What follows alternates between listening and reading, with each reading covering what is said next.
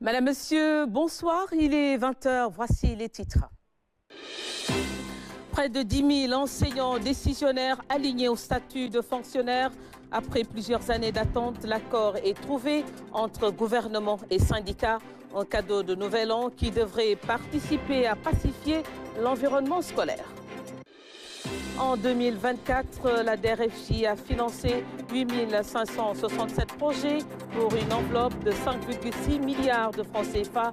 La délégation à l'entrepreneuriat rapide des femmes et des jeunes fait le bilan de l'année écoulée et se projette pour 2025. Un atelier de restitution s'est tenu à cet effet. Révision de la loi d'orientation sylvo-pastorale. À Kaolack, les acteurs engagent la réflexion. 72 heures mises à profit pour faire l'état des lieux. Le foncier et le financement agricole restent les préoccupations majeures du monde rural.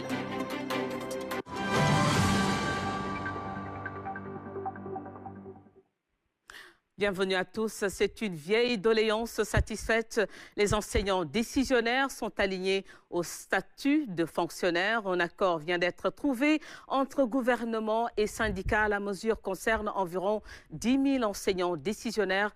Plus de précisions avec Seydina Alunfal. Le mardi 14 janvier 2025 marque l'aboutissement d'un long processus. Après des années de négociations, gouvernement et syndicats ont trouvé un accord concernant la situation des enseignants décisionnaires. Ces derniers verront leur statut aligné à celui des fonctionnaires. Il y a eu beaucoup de propositions depuis 2022 et c'est en 2025, je crois, avec des instructions quand même très claires des hautes autorités pour que ce problème trouve son épilogue définitivement. Nous avons été heureux de constater que le gouvernement, quand même, pour une fois, a fait des pas significatifs, il faut le reconnaître comme tel. Nous avons salué l'effort, nous avons salué la volonté.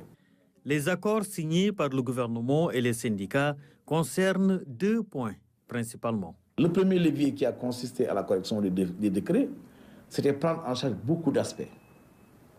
Comment faire en sorte que le décisionnaire, que l'on puisse prendre en compte l'année d'obtention de son diplôme et non la date de signature qui peut intervenir 5 ans ou 10 ans après.